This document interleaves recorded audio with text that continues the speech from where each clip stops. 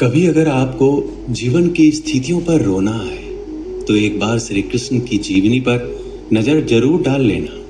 रोना बंद कर देंगे आप। श्री कृष्ण ने एक जेल में जन्म लिया था और जन्म लेने के तुरंत बाद ही उन्हें रात में ही उफनती यमुना पार कर गोकुल ले जाया गया।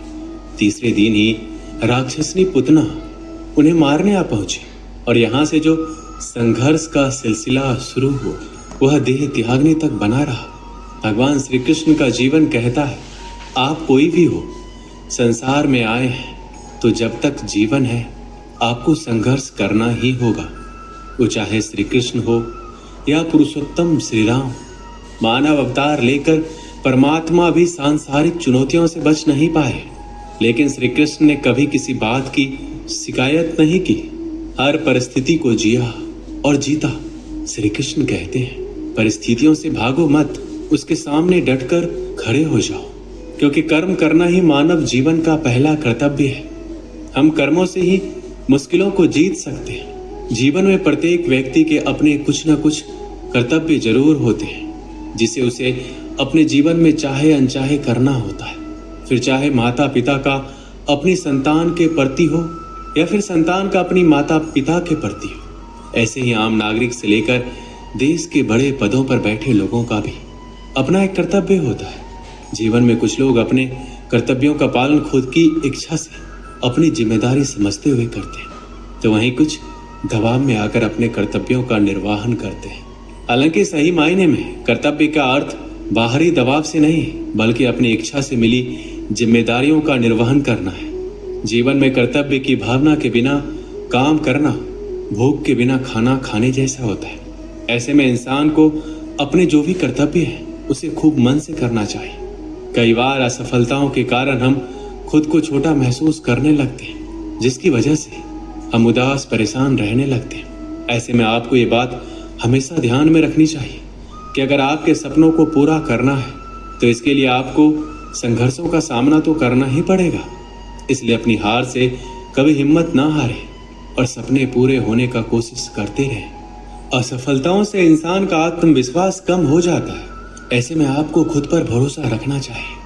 आप इस बात को समझें कि आपने कहाँ गलती की है, फिर गलती से सीख लें और दोबारा कोशिश करें। आपको सफलता जरूर हासिल होगी। किसी भी काम या जीवन के किसी भी रास्ते पर असफल होने के बाद आप खुद के अंदर एक बदलाव जरूर महसूस करेंगे।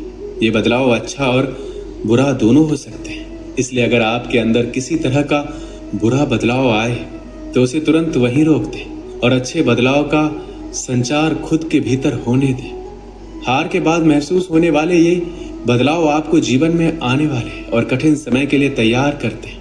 अगर आप वाकई एक सफल इंसान बनना चाहते हैं तो आपको इस बात का खास ध्यान रखना है कि आपको कभी पीछे मुड़कर नहीं देखना है। सिर्फ अपनी ठोकरों और गलतियों से सीख लें और आगे बढ़ें, और साथ ही ईमानदारी का रास्ता कभी ना छोड़ें। ये सच है कि जो लोग कभी भी हिम्मत नहीं हारते उन्हें सफलता जल्दी मिलती है। अगर आप भी अपने लक्ष्य के करीब जल्दी पहुंचना चाहते हैं तो खुद को हर मुश्किल और कठिन स्थिति के लिए तैयार रखें। कितनी भी मुश्किल हालात क्यों ना हो, आपको घबराना नहीं चाहिए। ये बात भी सत्य है, असफल होने के बाद मन में नकारात्मक विचार का आना आम बात है, लेकिन हमें इन विचारों को खुद पर हावी होने नहीं देना चाहिए। असफल होने के बाद भी जो लोग सकारात्मक सोच रखते हैं उन लोगों को सफलता जरूर मिलती है। लक्ष्य प्राप्ति के लिए सबसे जरूरी बात यह है कि आपका पूरा ध्यान खुद पर होना चाहिए। अक्सर लोग ये सोचने में समय बर्बाद कर देते हैं कि लोग क्या कहेंगे। कुछ लोगों को यह सोच इतनी परेशान कर देती है कि वह खुद पर ध्यान देना ही भूल जाते हैं। लोगों के बारे में सोचने से पहले आपको खुद के बारे में सोचना चाहिए और अपनी प्राथमिकताओं पर ध्यान देना चाहिए। आप जितना अपने बारे में सोचेंगे उतना अपने लक्ष्य के प्रति केंद्रित और समर्पित रहेंगे।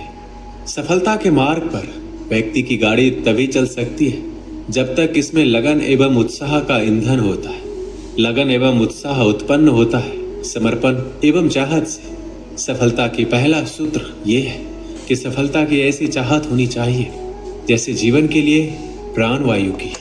ये सभी लोग जानते हैं कि समय अपनी चाल से चलता है, ना धीमा ना तेज। समय उनके लिए अच्छा चलता प्रतीत होता है जो समय के साथ चलते हैं, और उनके लिए खराब चलता है जो समय से पीछे चलते हैं या तेज भागने की कोशिश करते हैं। जब तक समय प्रबंधन नहीं होता तब तक समय हमारे नियंत्रण के बाहर चलता रहेगा। समय ही जीवन की परिभाषा है, क्योंकि समय से ही जीवन बनता है। समय का सदुपयोग करना जीवन का उपयोग करना है। समय का दुरुपयोग करना जीवन का नष्ट करना है। समय किसी की भी प्रतीक्षा नहीं करता, वह प्रतिक्षण मिनट, घंटे, दिन, महीनों, वर्षों के रूप में निरंतर अज्ञात दिशा को जाकर विलीन होता रहता है और फिर शून्य में विलीन हो जाती है। श्री कृष्ण कहते हैं, समय बर्बाद मत कर, क्योंकि समय से ही जीवन बना है। निसंदेह वक्त और सागर की लहरें किसी की प्रतीक्षा नहीं करती। हमारा कर्तव्य है कि हम समय का पूरा पूरा सदुपयोग करें। हम में से बहुत से लोग अपने समय का बहुत ही दुरुपयोग करते हैं, उसको व्यर्थ की बातों में नष्ट करते रहते हैं। आश्चर्य ये है कि समय ही ऐसा पदार्थ है जो एक निश्चित मात्रा में मनुष्य को मिलता है, लेकिन उतना ही अधिक अपव्यय भी होता है। हम में से कितने लोग ऐसा सोचते हैं कि हमारा कितना समय आवश्यक और उपयोगी कार्यों में लगता है और कितना व्यर्थ के कार्यों में, सैर सपाटे, मित्रों से गपशप, खेल तमाशे, मनोरंजन, आलस्य आदि, हम कितना समय नष्ट करते हैं। यदि इसका लेखा जोखा ले तो प्रतीत होगा कि अपने जीवन का बहुत ही बड़ा भाग्य व्यर्थ नष्ट कर डालते हैं। अगर 1 मिनट, घंटे, दिन का उपयोग हम करें तो कोई कारण नहीं कि हम जीवन में महान सफलताएं प्राप्त ना कर पाए। समय की बर्बादी का सबसे पहला शत्रु है किसी काम को आगे के लिए टाल देना। आज नहीं कल करेंगे, इस कल के बहाने हमारा बहुत सा समय नष्ट हो जाता है। कल पर अपना कोई भी काम ना टालें। जिन्हें आज करना है उन्हें आज ही कर दें। स्मरण रखिए, प्रत्येक काम का अवसर होता है और अवसर वही है जो वह काम आपके सामने पड़ा है। अवसर निकल जाने पर काम का महत्व भी समाप्त हो जाता है तथा बोझ भी बढ़ता जाता है। आलस्य समय का सबसे बड़ा शत्रु है। यह कई रूपों में मनुष्य पर अपना अधिकार जमा लेता है और कई बार कुछ काम किया कि विश्राम के बहाने हम अपने समय को बर्बाद करने लगते हैं। थक जाने पर नींद के लिए विश्राम करना भी बुरा नहीं है। थकावट हो, नींद आए तो तुरंत सो जाइए, लेकिन आंखें खुलने के बाद अभी उठते हैं, कहते रहते हैं। यही आलस्य का मंत्र है। आंखें खुली कि तुरंत अपने काम में लग जाए, क्योंकि यही वह समय है जिसमें मनुष्य अपने जीवन का, अपने भाग्य का निर्माण कर सकता है। जिस तरह लोहा ठंडा पड़ जाने पर घन पटकने से कोई लाभ नहीं, उसी प्रकार अवसर निकल जाने पर मनुष्य का प्रयत्न भी व्यर्थ चला जाता है। अधिक कार्य क्षमता प्राप्त करने के लिए विश्राम आवश्यक है, लेकिन उसका भी समय निश्चित कर लेना चाहिए। एक समय की बात है, एक संत गांव के बाहर छोटी सी कुटिया में रह रहे थे। संत दिन भर ध्यान में बैठे रहते और बीच बीच में जोर से चिल्लाते थे, जो चाहोगे वो पाओगे। गांव के लोग उस कुटिया के सामने से गुजरते और संत की ये बात सुनते थे। सभी सोचते थे कि संत पागल है, इसलिए चिल्लाता रहता है।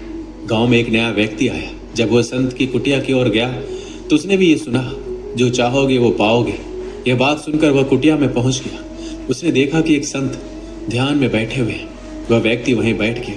थोड़ी थोड़ी देर में संत यही बात बोल रहे थे, जो चाहोगे वो पाओगे। जब संत ने आंखें खोली तो सामने बैठे व्यक्ति ने उन्हें प्रणाम किया। व्यक्ति ने बोला कि गुरुदेव, मैं बहुत गरीब, आप जो बोल रहे हैं क्या उससे मेरी गरीबी दूर हो सकती है? क्या मुझे धन प्राप्त हो सकता है? संत ने कहा, अगर मेरी बातें अपने जीवन में उतार लोगे तो ये बातें सच हो सकती है। मैं तुम्हें एक हीरा और एक मोती दूंगा, इनकी मदद से तुम धनवान बन सकते हो। हीरे मोती की बात सुनकर व्यक्ति बहुत खुश हो गया। संत बोले कि अपने दोनों हाथ आगे बढ़ाओ। व्यक्ति ने दोनों हाथ आगे बढ़ा दिए। संत ने एक हाथ में अपना हाथ रखा और बोला कि ये एक हीरा है, इसे समय कहते हैं। ये दुनिया में सबसे अनमोल है। किसी भी स्थिति में इसे हाथ से निकलने मत देना, इसे अपनी मुट्ठी में जकड़ लो। संत ने दूसरे हाथ पर हाथ रखते हुए कहा, ये एक मोती है, इसका नाम है धैर्य। जीवन में जब भी बुरा समय आए तो धैर्य नाम के इस मोती को धारण कर लेना। जब तक ये मोती तुम्हारे पास रहेगा तुम्हारे जीवन में दुख नहीं आएगा। समय और धैर्य से ही हम जीवन में सब कुछ प्राप्त कर सकते हैं।